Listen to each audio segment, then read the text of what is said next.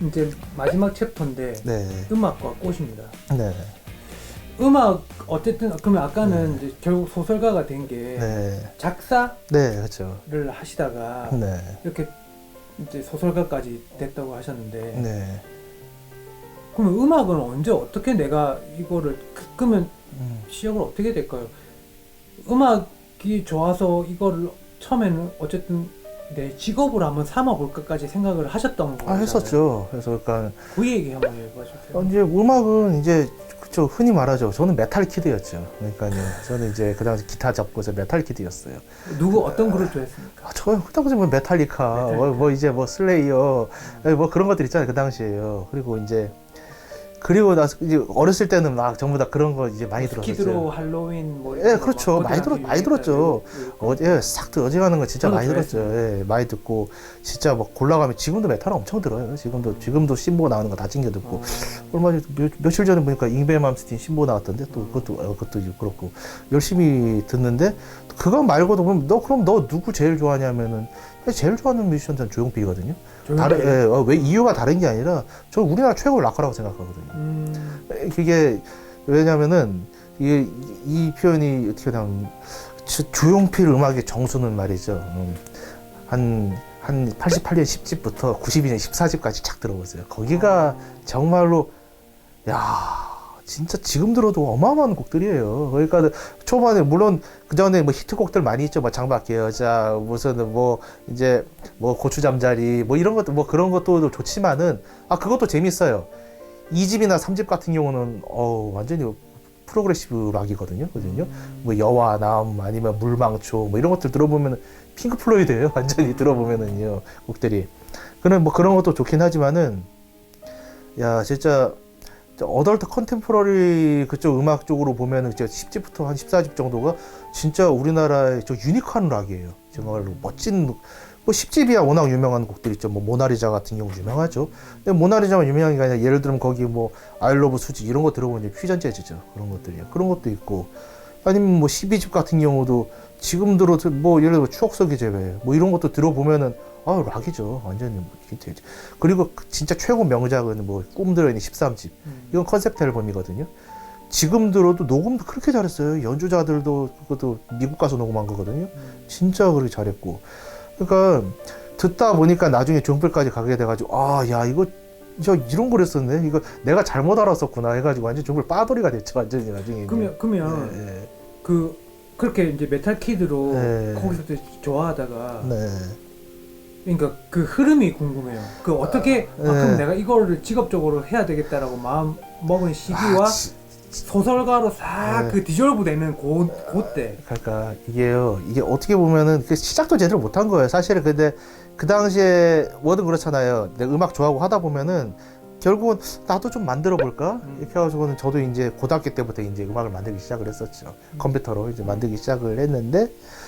음악을 그렇게 만들고 이제 집에서 맨날 기타 붙잡고 이렇게 하고 아버지한테 맨날 혼나고 이렇게 하다 보니까는 뭔가 이제 곡을 썼는데 이게 뭐 가사를 붙여야 되겠는데 뭐 쓰긴 써야 되잖아요. 그러다 보니까 내가 어설프게 막 쓰기 시작한 거예요. 싹 하다 보니까는 이게 뭔가 시 같은데? 이런 느낌이 들어서 그래. 이렇게 하니까, 이거 시는 아닌데, 뭐, 가사가 시 같다 하면서, 그러다 보니까 이게 뭐, 단어도 이렇게 써보고 하니까는, 뭔가 내가 써도 가사를 잘 쓴 것 같은 느낌이 드는 거예요. 이게 재밌네. 그러다 보다가 이제, 한번, 이렇게 하면 좀 소설도 써볼 수 있지 않을까? 썼던 게 그게 제가 20대 초반에 썼던 그 다시 밸런타인데이가 그렇게 그때 썼던 소설이거든요. 그래서 어디 발표한 것도 아니에요. 어디 출판사 이거저기 보내긴 했었어요. 그 당시에도. 다들 뭐 아무 반응도 없었죠. 아무 반응도.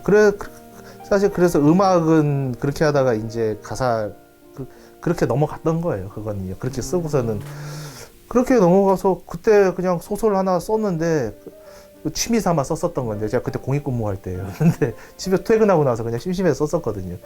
근데 어디 보여줄 태도 없었고 그렇게 그 소설을 그냥 오랫동안 있다가 묵혀놨다가 그게 한 5년쯤 지나면 2008년인가 제가 이제 원래 한양대 제가 졸업했는데 거기에 한양대 내부에 매년 문예상 공모가 있었어요. 그냥 뭐지 보이길래 아무 생각 없이 그냥 그 옛날에 써놨던 그 원고를 이제 보낸 거예요. 근데 그게 대뜸 대상으로 당선된 거예요. 학교에서. 그래서 그 교수님께서 한번 보자고 해가지고 왔는데 그 교수님이 이제 한양대 이제 서경석 교수님이 국문과 교수님인데 야, 너 한번 이제 글 좀 써보는 게 어때? 야, 이거 괜찮다. 그러시는 거예요. 자기가 그분 표현으로는 내가 지금까지 봤던 연애소설 중에 이게 제일 좋아 이러는 거예요. 그러길래 그때가 제가 이제 28살 때 이럴 때인데 아까도 말씀드렸다시피 제일 힘들 때였어요. 인생에서 제일 힘들 때인데 누구한테 너 잘했다 칭찬 받아본 게 너무나 오랜만이었던 거예요. 그래가지고 제가 그때 삘 받아가지고 그래가지고 학교 고시반에 있었는데 뛰쳐나와서 이제 아예 그런 다음에 소설 준비해서 썼던 게 조화촌기행을 썼었죠. 그래서 그 소설 근데 그러고서 이제 또 한참 오랜 세월이 흘러가지고 올해 1월 달에 그 소설이 그렇게 세상에 또 나왔던 거죠. 그래서요. 네. 이게 네. 작가님 인생 얘기를 들으니까 네. 함경이네. 왜냐하면 네. 소설을 쓰자마자 바로 결과적으로 좋았던 적이 한 번도 없어요. 한 번도 없어요. 한 번도 지금까지. 그죠? 그러니까 딱 하나 있네. 젠가 정도만 그러네. 네. 젠가는 제가 쓰고 나서 출판사에서 이제 보냈는데 벌써 일주일도 안 돼가지고 바로 우리 냅시다 해가지고 냈던 거. 그거 하나 정도고 그리고 그건 또 얼마 전에 팔렸으니까요. 그것처럼 빨리 된 케이스는 저는 젠가 정도 말고는 하나도 심지어는 저 나보다 어렸던 엄마에게까지는 이미 까였어요. 기성 작가임에도 불구하고 그렇게 막 까였으니 사갔어요. 엄청 많이 까였어요. 저 소설이. 그러면 음악은 어떻습니까? 지금 그러면 이 상태로는 이제 뭐라고 취미도 아니고 어떤 상태라고 표현을 해야 될까요? 지금은 그냥 말하자면 그거죠. 이제 틈난 대로 뭐 하나 뭐 곡 좀 만들어 볼까 하면 그냥 스케치 정도나 하고 지금은 이제 그거죠. 리스너죠. 리스너인데 헤비 리스너죠. 그리고 제가 그러다 보니까 좋았던 게 제가 헤럴드 경제에서 어떻게 우연치 않게 제가 음악 담당 기자를 한 3년 가까이 있었어요. 그때가 제 기자 생활 지금 좀 황금기인데 제일 재밌었어. 제일 재밌었고 지금 음악 한 사람 만나고 그때 이제 그때 우리 조용필 가왕도 그때 만났었고 제가 지금도 기자 생활하면서 그때 가장 보람 있었던 게 그거예요. 우리 가왕하고 인터뷰를 하는데 한참 얘기하다가 저한테 웃으면서 얘기하더라고. 야, 내 음악 진짜 많이 하네? 하면서 딱 이러더라고요. 정말 보람 있더라고요. 그래가지고 얼마나 조용필 님도 얼마나 좋았을까요? 되게 좋아하시더라고요. 이렇게 젊은 친구가 나 음악을 이렇게 그것도 타이틀도 아닌 음악을 속속들이 다 알고 그리고 제가 그때 제일 좋아하는 앨범 13집 초판 LP까지 가 사인 받고 그러니까 꺼내니까 되게 좋아하시더라고요. 그래서 그 사인도 받았었고 아니 제가 그 우리나라 가수 중에 연예계 중에 제일 주당이 조용필인데 술 좋아하셔가지고 조금 더 친분이 쌓이고 했으면 저랑은 이제 너무나 차이 나는 분이고 조금 더 일찍 만나셨으면 진짜 술 대짝 몇 짝 마시면서 얘기도 진짜 재밌게 하셨을 것 같은데 이제 그럴 세대는 뭐 지났죠. 그분도 지금 나이가 70이 넘었는데 이제 그래서 그런 것도 있었고 또 제가 제일 좋아하는 또 한국 밴드가 블랙홀인데 블랙홀로 가지고 거의 멤버 형님들하고 나중에 다 개인적으로 다 친해졌죠. 나중에 그 정도까지고 그러니까 뭐 그런 정도 그러니까 그런 점에서 되게 재밌게 생활했었어요.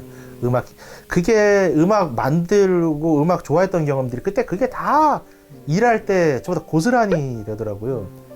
예를 들면은 뭐 또 젊은 뭐 인디 뮤지션들 보면 뭐 작업할 때 보면 나도 이런 것도 작업했었는데 서로 보면은 그 작업 얘기가 되고 하다 보니까 그러니까 어느 순간 보니까는 얘네들이 나를 이제 기자가 아니라 같이 이쪽 일하는 사람이다 식으로 하고 지금은 제가 소설 이거 쓰고 있으니까 야 이제 제가 아티스트구나 이제 그래가지고 이제 뭐 그 당시에도 별로 저를 기자로 보진 않았었어요 다들.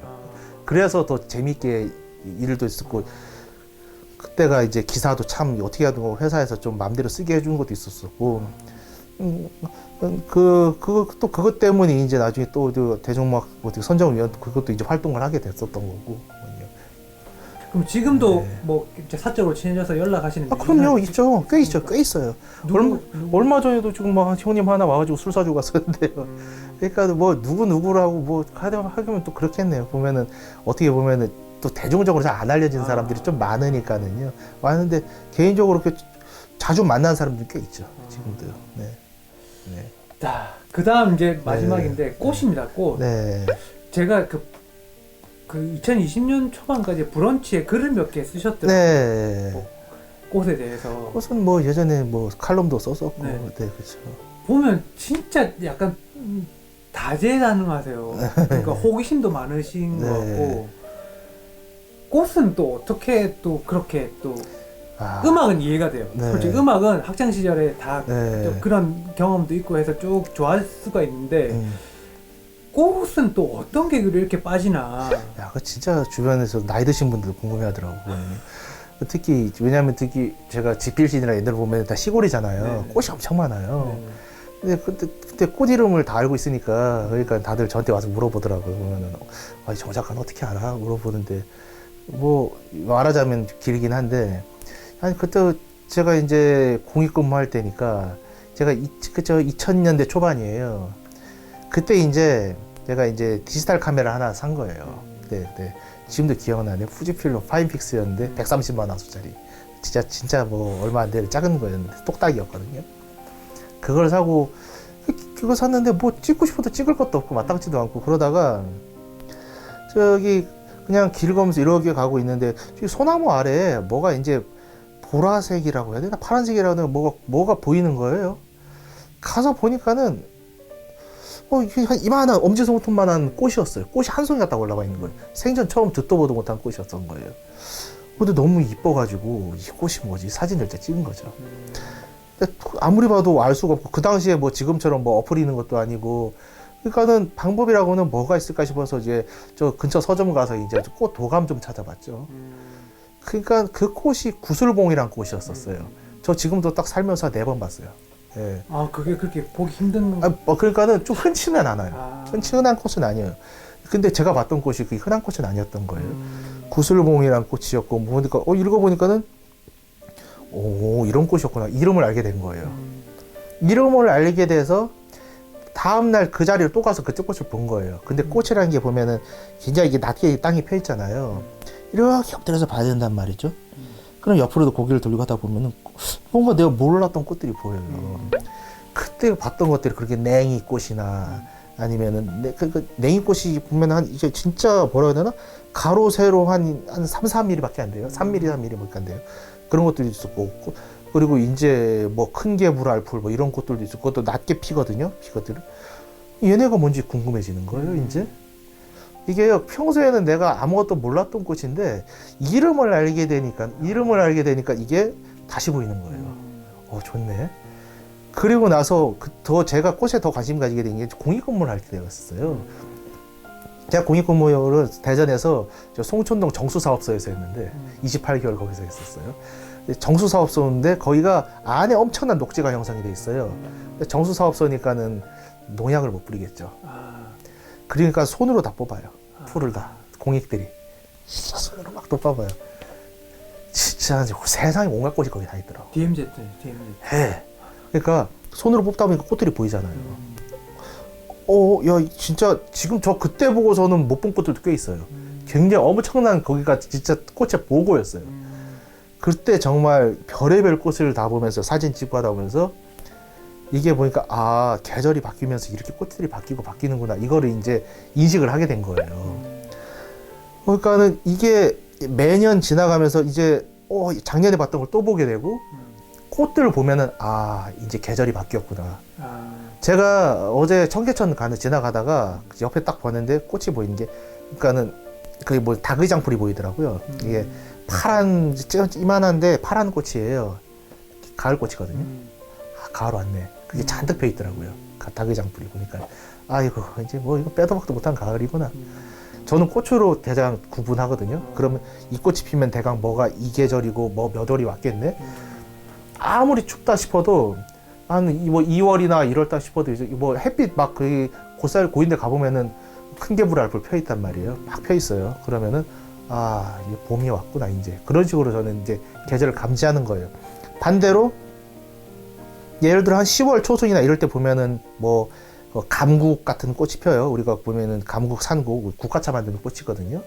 그 꽃이 이제 국화의 모든 국화의 조상이에요. 그 꽃이 피면은 이제 더 이상 필 꽃이 없다는 거거든요. 그러면 올해 끝났네. 저는 그런 식으로 인식을 해요. 그러니까요. 그런 식으로 이제 봄, 여름, 가을 계절이고 이맘때 피면 온도가 뭐 이 정도 덥겠네. 이제 이 정도면 날씨가 이런 게 오겠구나. 이런 것들을 꽃을 보면서 감상하는데 꽃이 보면은 뭐 12월, 1월 이럴 때 안 필 것 같죠? 아, 펴요. 피는 데는요. 어디서 피냐면요. 전 또 예를 들면 1월 되면 또 뭐 천리포 이런 데 가요. 가면은 천리포에 1월 되면 매화가 펴 있어요. 내가 가장 빨리 찍은 1월 2일에 매화 핀 거 본 적 있어요. 거기서요. 매화도 펴 있고 그뿐만 아니에요. 1월 중순에 1월 때 가면 있잖아요. 그럼 복수초 이런 것도 펴 있어요. 그거 보면은 서울 뭐 홍릉, 숙모 그런 데 가면은 2월 뭐 초순 뭐 돼도 막 저기 보면은 이제 저 풍년화 같은 거 이렇게 펴 있거든요. 네. 그런 것도 펴 있고 보면은 이제 그것뿐만 아니라 뭐 천리포 이런 데 가면은요. 1월 달부터 매화 말고도 남매화라고 있는데 그러니까 그 남매화 같은 경우도 보면 향기가 엄청나게 짙단 말이죠. 1월 달부터 꽃향기가 나요. 그런 거예요. 그런 거 이제 그러면서 꽃이 아쉬울 때는 아 여기서부터 얘네들은 봄이구나. 이 해안에서는 이 봄이 시작이 됐고 1월부터 봄이 시작이 됐구나. 저는 그런 식으로 이제 감지를 하는 거죠. 그래서 저는 외장하되 그 20년 동안 찍어놓은 꽃들이 다 있어요. 그래서 분류를 다 해놨어요. 그렇게 분류를 해놓고서 그때 이 꽃이 폈었다. 그래서 다 분류를 해놓고 저는 꽃들 그렇게 보고 있죠. 항상 카메라 가지고 다니면서 보고 찍어요. 저는요. 그러면 네.